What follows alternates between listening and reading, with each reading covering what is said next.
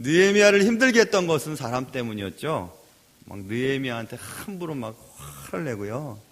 느헤미야가 하는 일을 업신 여기고요. 하다 안 되니까 자기 사람들을 모아다가 막 엄포를 놓고요.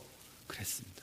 그러나 느헤미야는 하나님이 주신 사명을 꿋꿋하게 감당을 했습니다. 더 문제가 생겼죠. 이제 유다 사람들이 너무 바깥에서 공격을 해대니까 원망이 생기고 불만이 생기고 그랬습니다. 그래도 또 그 문제를 또 넘어갔습니다. 하다 안 되니까 이제 느헤미야를 공격하려고 했던 사람들은 느헤미야를 직접 살해할 계획을 세웠죠. 그러나 그 계획 앞에서도 느헤미야는 하나님 앞에 기도했다고 하는 내용들을 지난 시간까지 배웠거든요. 이래도 안 되고 저래도 안 되니까 이제 또 다른 방법을 사용하는데, 그것은 예언자에게 뇌물을 먹여가지고 그 예언자가 느헤미야한테 얘기하는 거예요. 오늘 밤에 당장 하나님 전에 숨으라고. 오늘 밤에 느헤미야 당신을 죽이러 사람들을 보낼 거라고 하나님께 예언받았다고, 하나님께 말씀을 받았다고 하면서 느헤미야한테 얘기를 하는 장면이에요. 그러니까 느헤미야를 오라 그래도 안 오니까 느헤미야를 이제 하나님의 전에 가둬놓고 느헤미야를 없앨 생각이었던 것 같아요. 참 나쁘죠. 그래서 오늘 이 내용들을 쭉 보면서 설교라고 하는 것은 그때 기록된 그 말씀을 해석한 후에 오늘 우리의 삶의 자리에서 어떻게 적용하는가, 그것들의 과정을 거치거든요. 그래서 정보만 전달하는 것은 강의예요. 근데 설교는 삶의 변화를 기대하면서 삶의 자리에 적용점을 찾아야 되거든요. 그래서 오늘 본문 말씀을 읽으면서 아이고 나쁜 예언자들, 그래서 나쁜 목사, 그리고 나쁜 예언을 하게 만들었던 사람들, 어리석은 교인들이라고 하는 제목을 갖게 됐습니다. 오늘 말씀 속에서 한국교회 상황에 대한 내용은 제가 전문가가 아니니까 한국교회 상황과 또 실제로 한국교회의 다양한 현상들을 연구하는 학자들의 도움을 입어서 그들의 말들을 인용할 텐데요. 특별히 고신대의 박영돈 교수님의 글들을 참고하면서 현 상황, 오늘날 한국교회의 상황들을 전달하려고 합니다.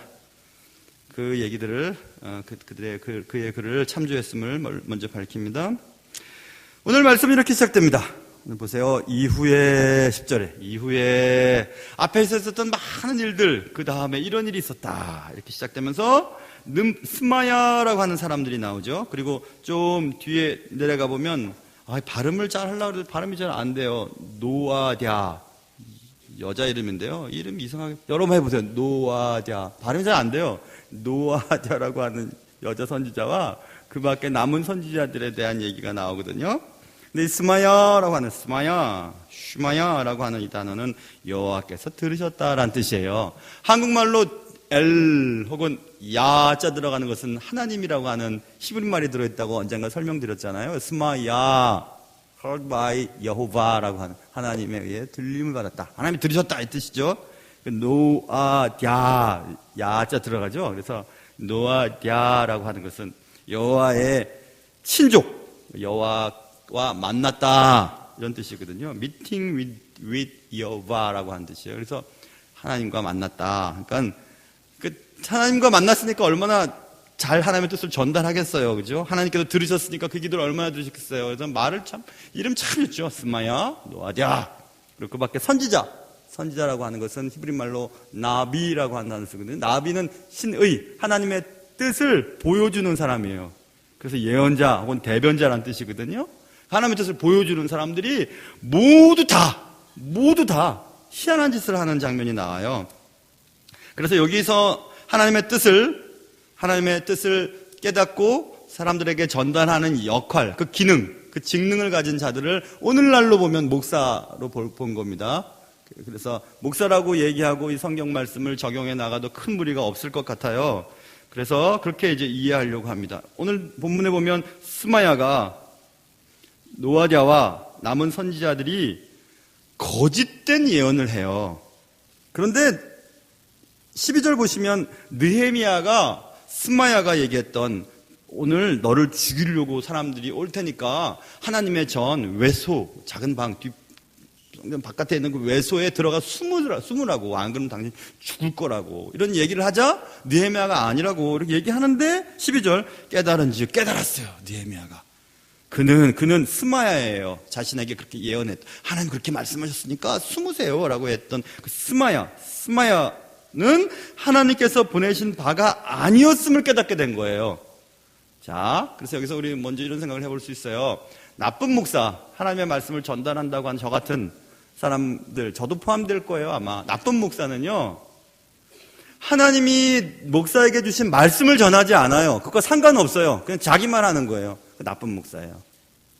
하나님이 보내신 말씀을 전달하지 않아요. 자기 얘기하는 거예요. 나쁜 목사예요.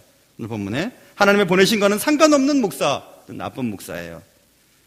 그래서 그 말을 하려니까 하나님이 보내신 말씀이 아니니까 말을 지어야 될 거 아니에요. 그렇죠? 지어야 되죠. 말을 지었어요. 여기 보면 악한 말을 지어 13절에 보면 말을 지어내는 목사는 나쁜 목사예요. 자기 말 하는 거예요. 나쁜 목사예요. 더욱이 그런 말을 지어내는 동기가 13절 보세요. 12절도 도비야와 산발락에게 뇌물을 받고 내게 이런 예언을 함이라. 그들이 뇌물을 준다는 일이 있죠. 돈 때문에 그런 일을 하는 거예요. 돈 때문에. 여러분, 예전부터 목사는 성직자의 분류에 들어가 있잖아요. 근데 언제부턴가 목사도 막 직업군에 집어넣어버렸어요. 돈이 매개가 되는 거죠. 왜 목사가 하는데요? 왜 큰 교회 가려고 하는데요? 왜 시골 교회 안 가려고 그러는데요? 살기가 편하니까요. 돈이 들어가 버렸죠. 그렇죠? 돈이 들어가 버렸죠. 생계 유지에 관련되어 버렸어요. 하나님의 부르심의 직분을. 동기가 뇌물인 경우 그 목사는 나쁜 목사예요. 그리고 그 악한 말을 지어서 말하는 목적이 있는데 그 목적은 13절에서 느헤미야가 얘기하죠. 뇌물을 지어서 예언을 한 까닭은 나를 두렵게 하고 이렇게 됐죠. 이렇게 함으로 범죄하게 하고 말을 지어서 나를 비방하려 함이 얻느니라 됐어요. 14절에도 나를 두렵게 하고자 한 자들의 소행을 기억하여 주옵소서 이렇게 얘기하죠. 그러니까 악한 말을 지어서 말하는 목적이 그 말을 듣는 자들을 비방하고 두렵게 하려고 하는 목적이 있는 말씀 전하는 목사는 나쁜 목사예요. 교회가 타락하고 세속화될 때에 성직자가 되려고 하는 경향이 급증합니다. 교회사를 읽어봐도 그렇고 한국 교회가 막 부흥됐을 때 신학교에 가려고 하는 사람들이 엄청 많았어요. 그리고 교회가 세상과 막 영합하기 시작하자 세상의 영광과 번영을 누리게 됐죠. 그러자 그 속에서 영광과 번영을 누리는 성직자가 세속적인 욕망을 가진 사람들의 선망의 대상이 되어버렸어요. 중세교회가 부패했을 때도 그랬습니다. 너도 나도 교회에서 그런 성직의 직분을 감당할 돈으로 막 사기도 하고 그런 일들이 벌어졌습니다. 한동안 한국 교회에서도 그런 현상이 나타나게 됐죠. 저희 윗세대 목사님들만 해도 뭐 텐트만 짓고 교회 십자가만 걸면 교회가 부흥되던 때가 있었습니다. 그러자 신학교가 난립하기 시작했죠. 지금도 그런 신학교가 남아있다고 하는데요. 고등학교를 졸업하고 한 6개월 과정만 마치면 목사 한 수를 줘버려요. 이름도 막 총신이라고 하는 총신청해신학교라고 하는 이름이 엄청 많아요. 예전에 23개였다고 그러는데 지금 더 많을 거예요. 다 총신 나왔다고 또 얘기들도 해요. 신학교가 난립하니까 잘 준비되지 않은 자들이 목사가 되고 그런 목사들이 일반적인 상식 수준도 안 되는 일들을 막 저지르고 그러니 일반 사람들은 목사가 저렇다고 하면서 온 교회와 모든 사람들이 다 욕을 먹게 되죠. 결국 목사직이 남발되고 신학교가 난립하고 많은 사람들이 막 목사라고 하는 직분을 막 가져요. 그런데 그 목사가 되려고 하는 동기가 아까 말씀드린 박 교수님의 말을 빌자면 자작 소명감이라고 해요. 스스로 소명을 받는 거예요. 스스로 소명을 가져서 막 교회에서도 막 얘기하죠. 당신 그렇게 열심히 기도하고 열심히 그렇게 하니까 막 신학교 가라고 막 얘기를 하니까 자기는 막 신학교를 가야 될 사람인 것처럼 생각하고 사업을 하고 이것도 하고 저것도 하고 다 안 되니까 뭐 이제는 하나님이 부르신다고 하면서 손 들고 갑니다 하고 막 눈물을 흘리면서 가고, 심지어는 공부가 성적이 잘 안 되는 아들, 딸 신학교 좀 들어가게 해달라고 저한테 추천서를 써달라고 하는 분들도 계셨어요. 그렇게 가는 곳이 신학교가 되어 버렸어요. 그래야 결국 교회가 세속화되는 거죠. 하나님의 부르심과는 상관없이 목사가 된 자는 나쁜 목사입니다. 스스로 만든 소명감에 빠져 신학교에 들어가고 하나님의 보내심과는 상관없이 목사가 될 수가 있습니다. 아무리 좋은 신학교육을 받는다고 하더라도 주님이 부르시지 않은 자들은 결코 좋은 목사가 될 수가 없어요. 말을 지어내야 하고요. 신학적인 기반이 약하니까, 지적 수준이 약하고 하나님의 영광을 경험한 경험이 없으니까 말을 지어내야 되는 거예요. 무엇을 위해서요? 돈 때문에. 생계 유지의 수단이 되어버리죠. 목사가 직업이 되어버렸어요. 그래서 말을 지어내요. 나쁜 목사들이 만들어지게 됐죠. 몇 년 전에도 우리 부목사님들과 이런저런 얘기를 하면서 얘기도 했고, 얼마 전에도 그런 얘기를 했어요. 목사들은 말씀을 사용해서는 안 된다. C.S. 루이스의 문학의 이해가 문학에 대한 소책자 속에서 제가 깨달은 거예요. 어떤 글들을 읽을 때 그 글의 저자의 의도를 받아야 되는데 그걸 받고 사용해버리면 안 되는 거죠. 말씀도 마찬가지예요. 말씀을 전하는 자들이 사용을 해요. 무엇 때문에? 자기 말하려고 사용해요. 자기의 말을 주제를 정해놓고 그 말에 뒷받침되는 말씀을 끌어다 드려요. 그래서 막 말을 얘기를 해요. 그거 아니에요. 하나님의 말씀은 사용하는 게 아니라 말씀은 수용되어야 돼요. 사자에서 아자가 밑으로 내려와야 돼요. 말씀은 수용되어야 돼요. 말씀이 내게 녹아져야 돼요. 그리고 그 말씀이 전달되어야 되거든요. 그래서 말씀은 이해되어야 되는 거지 이용해야 되는 것이 아니라고 제가 우리 부목사님들하고도 얘기를 나눈 적이 있어요. 말씀을 어떤 목적을 위해서 사용해서는 안 돼요. 목적을 위해서 이용해서는 안 되죠. 그러나 스마야와 노아디아와 그 남은 선지자들은 그 말씀을 이용해요. 사용해요. 선한 목적이 아닌 악한 일을 위해 사용하기 시작했어요. 준비되지 않은 목사님들, 목사라고 얘기할 수는 없을 것 같은데 어쨌든 준비되지 않은 그들은 설교에 대한 내용도 들어보면 은혜와 책임을 균형 있게 설교하지를 못해요. 그냥 막 얘기해버려요. 그래서 그 말씀을 들은 자들이 우리의 삶과 유리된 말씀을 듣고 도덕적인 해이에 빠져버리는 거죠. 예를 들면 이런 거예요. 값싼 은혜를 강조해요. 예수만 믿으면 천국 갑니다 하고 금방 얘기를 해버려. 세례 받았으니까 구원 받았습니다. 구원 받은 여러분입니다. 이렇게 얘기해버리니까 구원 받았어, 난 구원 받았어 됐어. 그리고 실제로의 삶은 그리스도인의 삶과는 다른 삶을 살아요. 수십 년간 교회를 다니고 교회에서 직분을 가지고 목사를 할지라도 한순간에 그냥 말도 안 되는 도덕적인 타락에 빠져버리고 희한한 짓을 합니다. 왜 그럴까요? 값싼 은혜에 젖어들었기 때문에, 그래서 삶이 달라지지 않았기 때문에 그런 거죠. 또 반대의 경우도 일어날 수 있습니다.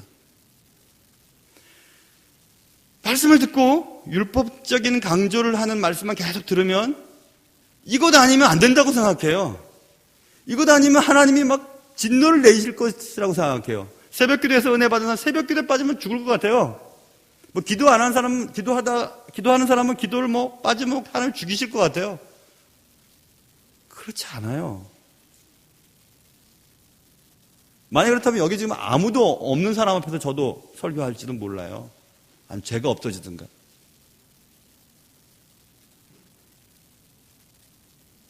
왜 그런 지어낸 말을 하게 될까요?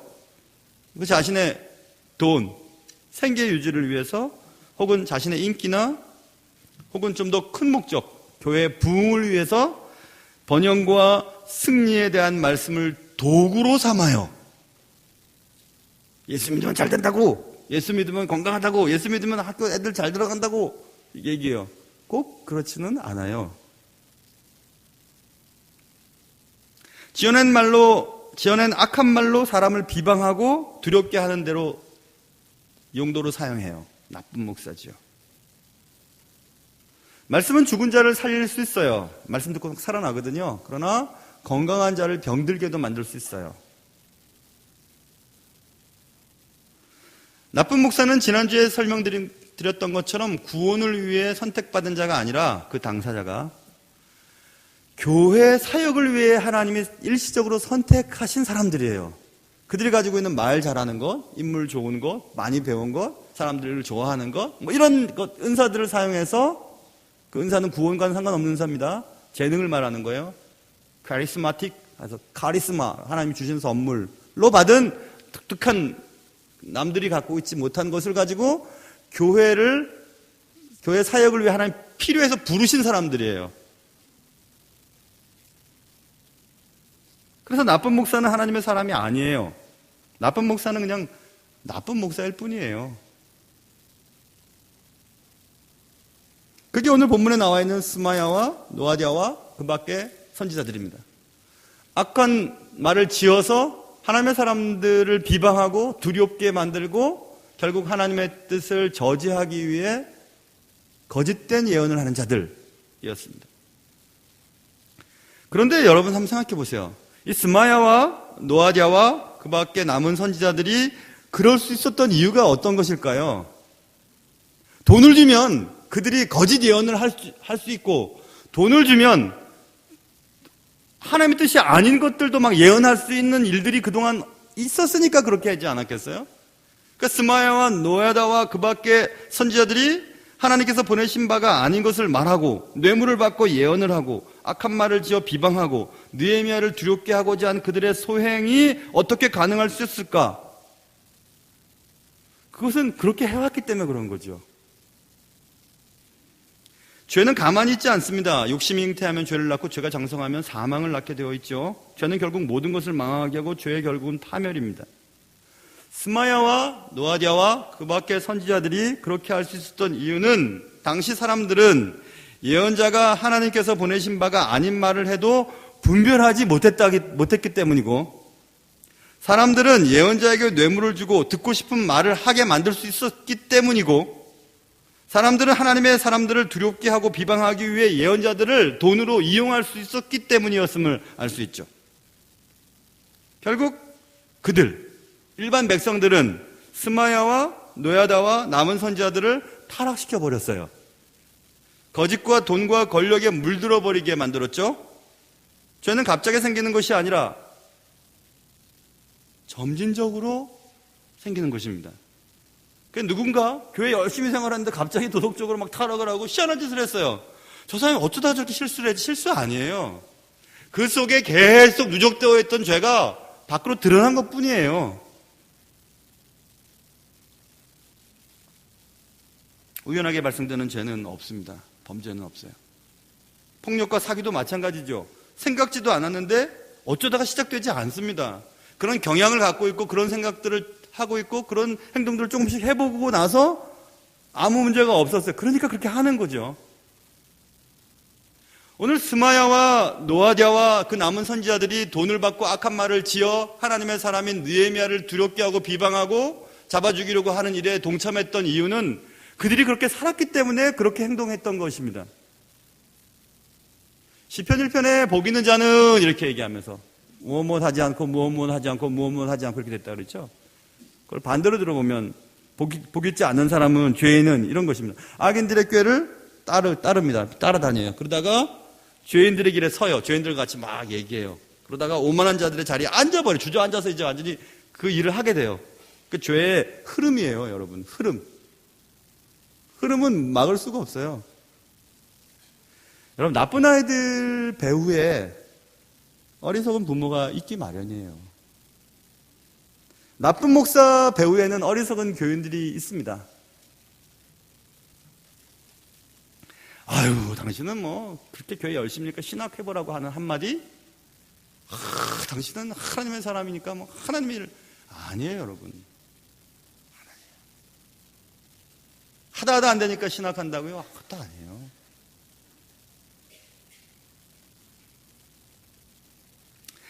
하나님께서 보내신 바가 아닌 말씀을 사람들이 듣고 싶어 했어요. 돈만 주면 그렇게 말할 수 있는 예언자가 있음을 알고 그렇게 했어요. 뇌물을 주며 말을 지어 만들게 했습니다. 들어야 할 말씀이 아닌 듣고 싶은 말씀만을 요구합니다. 한국 교회가 그렇죠? 들어야 될 말씀을 듣고 싶지 않아야 해요. 듣고 싶은 말씀만 원해요. 인간의 재담, 그리고 유머에 의해서 조작된 깊이가 없는, 신학적인 뿌리도 없는, 성경 해석이 제대로 되어 있지 않은 말씀들을 막 전달해요. 그래서 막 웃고 즐겁게 만들어 줍니다. 감정이 막 자극돼요.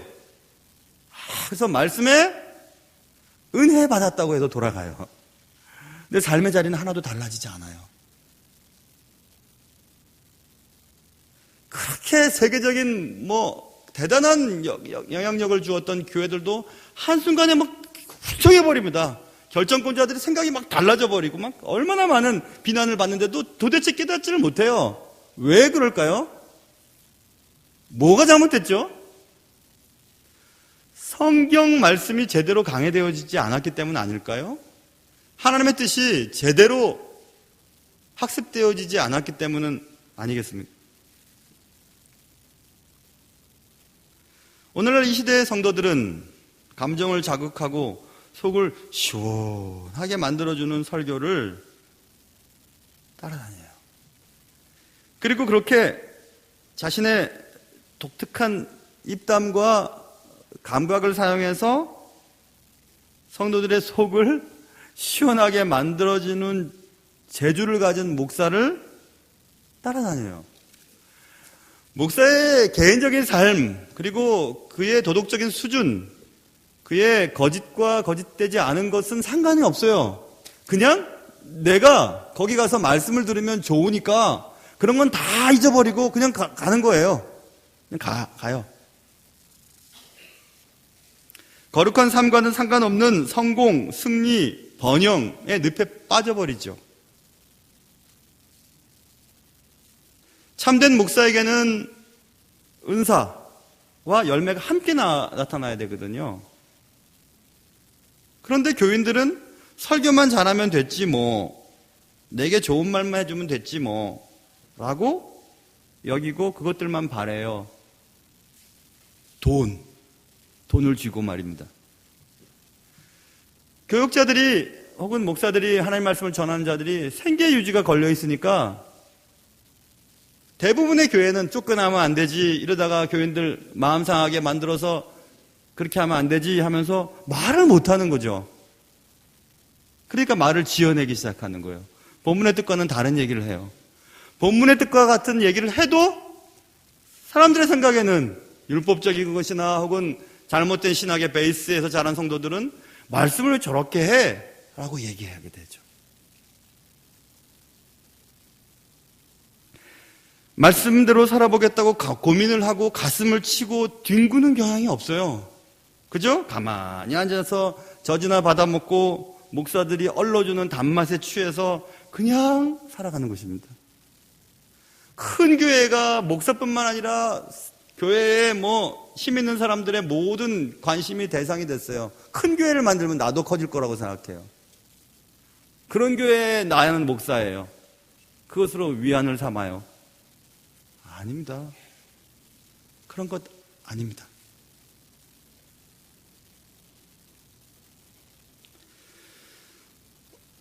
어리석은 교인은 하나님의 사람이 아닙니다. 어리석은 교인은 그냥 어리석은 교인일 뿐이에요.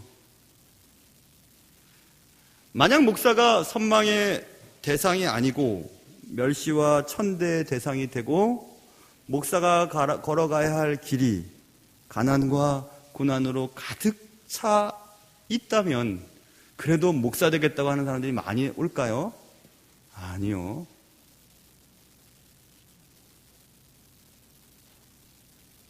(30년도) 안 된 제가 신학대학원에 들어갈 때는 신학대학원에 IMDb 과정이죠. 정규대학을 나오고 정규대학원 과정에 들어가는 과정이 6대 1이었어요. 입학 경쟁률이. 지금 1점 몇 대 1이라는 얘기를 들었어요. 목사 되려고 하는 사람 없어요. 예전처럼 존경하지도 않고 목사의 권위라고 할 것도 없겠지만 그런 것도 없고 교회는 또 베이스가 약해지고 하니까 안 가려고 합니다. 그렇겠죠? 뭔가 좋은 게 있었기 때문에 몰려든 거 아니었겠어요?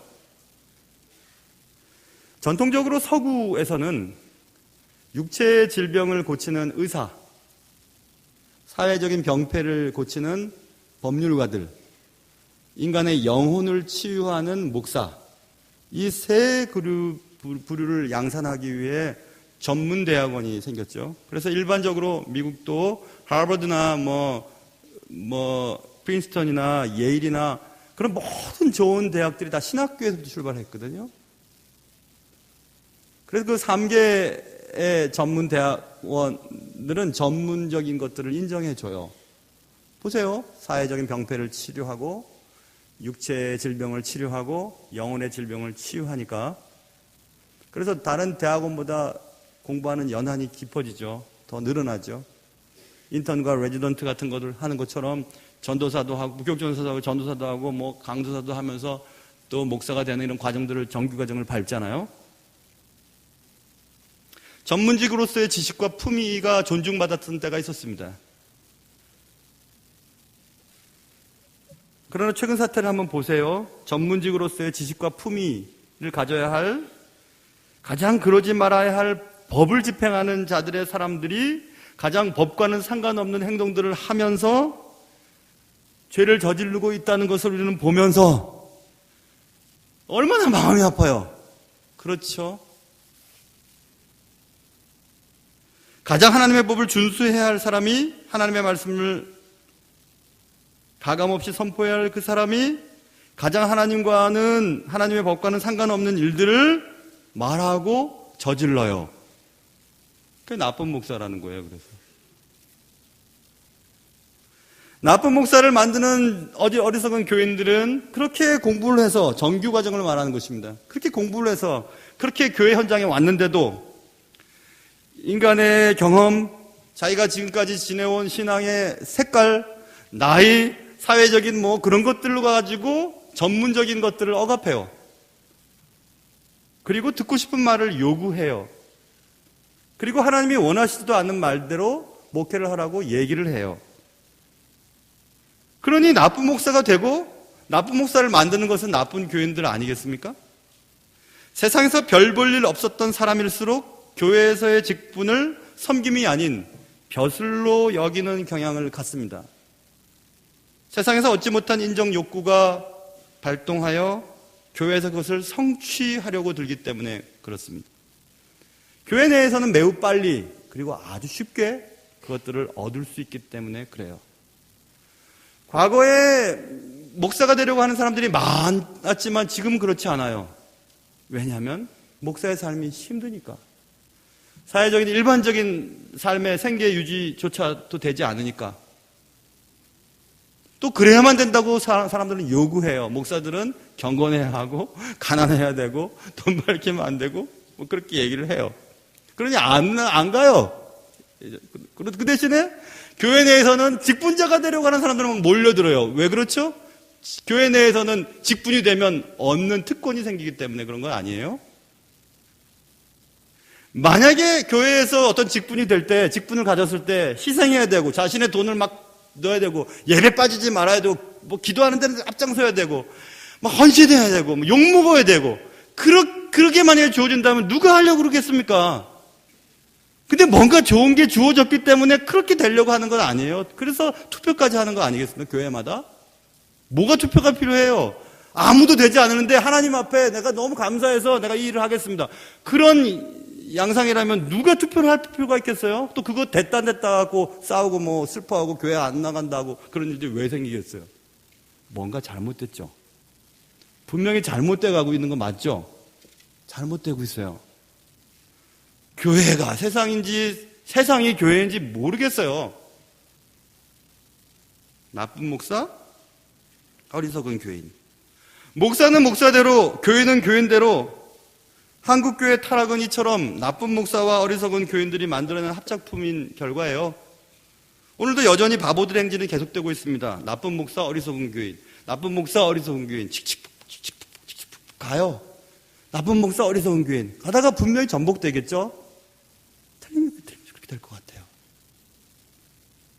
성경은 분명히 말씀하고 있거든요. 히브리서 12장에 모든 사람과 더불어 화평함과 거룩함을 따르라. 이것이 없이는 아무도 주를 보지 못하리라. 이 아무도는 우리가 그동안 수십 년 동안 신앙생활을 했고 교회에서 직분자고 목사라고 하는 것도 포함돼요. 아무도 주를 보지 못하는데 그것은 삶이 거룩하지 못하고 삶이 다른 사람과 관계 속에서 화평하지 않는데 누가 주님과 관계된 사람이라고 말할 수 있겠는가 하는 얘기 아니겠습니까?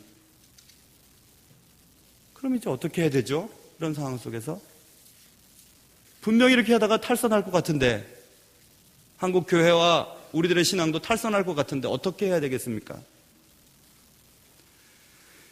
에베소서 4장에 보면 분명히 하나님이 말씀하셨어요. 바울을 통해서 목사를 교회는 그리스도를 믿는 교인들을 말합니다. 교인들에게 내리신 이유는 하나님의 선물이라고 분명히 표현되어 있어요. 목사는 교인들을 위한 하나님의 선물이에요. 그 교회, 로컬 처치, 지역교회에 보낸 하나님의 선물이 그 교회 담임 목사요, 부교육자들입니다. 왜요?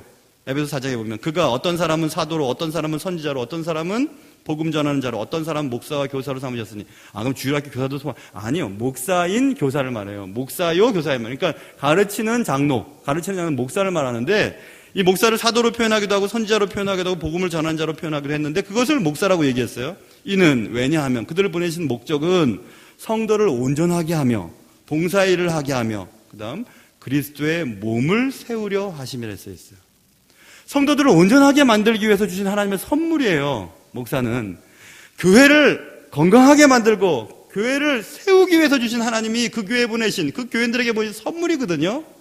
그런데 그 선물을 선물로 여기지 않죠. 선물로 여기지 않아요. 돈을 가지고 또 그 밖의 것을 가지고 악한 말을 지어내도록 만들어요. 교회 현장이 말입니다. 그러니 스마야와 노아디아와 그 밖에 남은 선지자들은 그렇게 사는 거예요.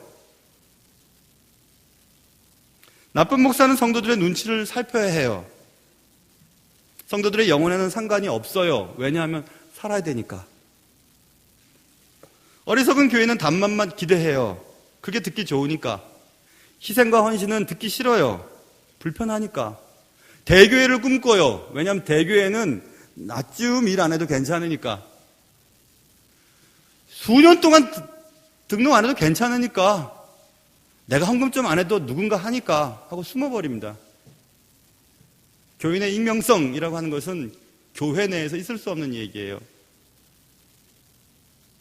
나쁜 목사, 어리석은 교인은 결국 회심을 경험하지 못합니다. 회심이 동반되지 않았으므로 물론 구원을 보장받을 수도 없습니다. 나쁜 목사는 탁월한 설교를 통해 사람들에게 감동을 줄 수도 있고 때론 유익을 끼치기도 합니다. 그가 섬기는 교회가 부흥을 경험할 수도 있습니다. 그러나 바울이 두려워했던 내가 내 몸을 쳐 복종하게 함은 내가 남에게 전파한 후에 자신이 도리어 버림을 당할까 두려워했기 때문이라고 고린도전서 9장에 말씀하고 있거든요.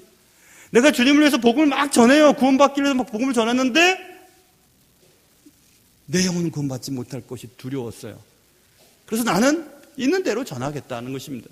바울이 얼마나 적이 많았습니까? 야, 너는 글은 잘 쓰는데 너 설교하는 것도 보니까 형편없다고 하는 글도 여기 바울 서신에 적혀 있고요. 야, 네가 무슨 사도야? 네가 예수님 따라다니는 제자야? 네가 무슨 사도성을 얘기를 해? 바울이 얘기하죠. 나는 주님 만났습니다. 만삭되지 못한 나에게도 하나님 은혜 주셔서 내가 주님의 일을 하는 겁니다. 내가 말은 졸하지만 글은 힘이 있다고 여러분 말씀을 들으세요. 하나님 말씀 들으셔야 됩니다. 하고 바울은 끝까지 그 일을 감당해요. 얼마나 힘들었으면 하나님 나 죽는 게 낫습니다. 하나님 나라에 가고 싶어요. 그런데 내가 살아있는 것이 교인들에게 유익하기 때문에 하나님이 나를 살려주신 것을 내가 믿습니다. 바로 써 있잖아요. 그만큼 바울은 하나님 맡기신 일을 감당하기 위해서 애썼죠. 여러분 사랑하는 여러분 지금 이렇게 많은 사람들이 모여있지만은 우리가 교회 생활하고 교회 헌신하고 교회에서 노력하고 교회 직분을 가지고 목사로서 그렇게 수고를 많이 했어도 내 영혼 구원하지 못할 거면 무슨 소용이 있겠습니까? 단지 교회 사역을 위해 부르신 여러분들이라면 그렇게 억울한 일이 어디 있겠습니까? 근데 그런 일들이 많은 거예요. 성경에 써 있어요. 오늘 스마야와 노아디아와 그 밖에 남은 선지자들이 다 그렇게 됐어요. 거짓 예언하고 악한 말을 지었어요. 무엇 때문에? 비방하려고, 두렵게 하려고, 느헤미야 하는 일을 못하게 만들려고 그렇게 했습니다. 뇌물 받고. 하나님과 관계도 없는, 하나님과 상관도 없는, 하나님 보내신 것도 아닌 말들을 막 전했어요. 그렇게 또 하도록 했습니다. 도비아와 산발랏이 돈을 주면서 말입니다. 자, 이제 다시 시작해야 돼요. 우리가 가진 올바르지 못한 신앙생활의 의도, 무엇 때문에 신앙생활을 하는지 한번 살펴봐야 되고, 순결하지 못한 봉사, 무엇 때문에 앞에 나서서 일하나요? 인정받으려고, 표 받으려고요? 아니면 누구한테 뭐 잘 보이려고요? 그런 목적이라면 남들이 인정해주지 않으면 화나요. 상처받았다고 해요. 그런 의도와 그런 봉사의 목적은 하나님이 원하시는 것이 아니죠. 깨끗하지 못한 일상을 삶의 현장 속에 두고 교회에 와서는 거룩하고 깨끗한 척 해본들 구원과는 상관이 없는 겁니다.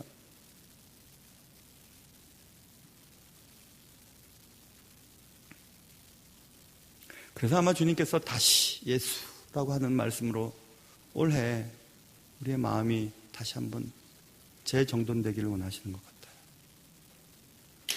깨끗하고 겸손한 마음으로 주님을 처음 만났을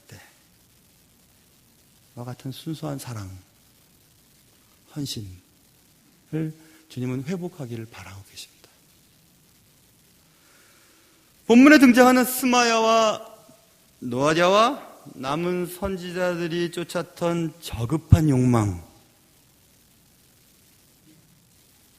소위 공동체 도비아와 산발랏의 그 세력, 그의 눈에 잘못 보이면 안 될 거라고 하는 그런 두려움, 그리고 그들에게 뇌물까지도 주면서 말을 지으라고 하는 그들의 요구에 다 넘어가 버렸죠. 주님이 원하시는 좀 더 높은 영적 경지에 이를 때 우리의 삶에, 우리의 신앙에, 우리의 봉사와 섬김에 참된 자유가 있습니다. 하나님의 영광스러운 광위 앞에 사로잡힌 목사가 세력 있고 권세 있고 능력 있고 내 돈줄을 쥐고 있고 생계를 유지하는 것에 뭘 갖고 있는 그런 사람들을 보지 않고 하나님이 내게 주신, 하나님과 관계된 것들을 말씀을 마음껏 전달할 수 있는 그런 목사, 그리고 우리에게 주신 선물인 것을 알고 그의 입을 통해서 전달되어진 하나님의 말씀에 감사하면서 그 말씀이 내게 받기 쉬운 일이든지 그렇지 않지 상관없이 하나님의 말씀이라는 것을 믿고 그 말씀 앞에 엎드려서 겸손히 순종하는 그런 교인들, 그런 교회가 되어야 되지 않겠습니까? 여러분 어떠십니까? 어떠세요? 그래야 되지 않겠습니까? 기도하겠습니다. 하나님 아버지, 나쁜 목사 절 포함하여 많고, 나쁜 목사 만드는 나쁜 교인들 많고, 교회도 돈과 성과 권력이 들어가 버렸고, 교회에서 주는 유익을 쫓아 이리저리 흔들리며 나와 관계되지 않은 일에 대해서는 관심도 없고, 하나님의 나라나 하나님의 광휘, 영광스러운 광휘는 기대하기보다는 이 세상에서 그냥 잘 먹고 잘 살고 복을 누리는 것에 집중되어 있는 말씀과 그 말씀을 바라는 교인들, 하나님 아버지, 우리에게 진실한 마음을 주시고 하나님의 말씀 앞에 낮아지게 하시고 하나님이 우리에게 진정 원하시는 것이 무엇인지 깨닫게 하시고, 그래서 참된 목사, 좋은 교인, 그리하여 하나님이 원하시는 바로 그 교회를 만들어가는 우리 모두가 되게 도와주시옵소서. 예수님의 이름으로 기도합니다. 아멘.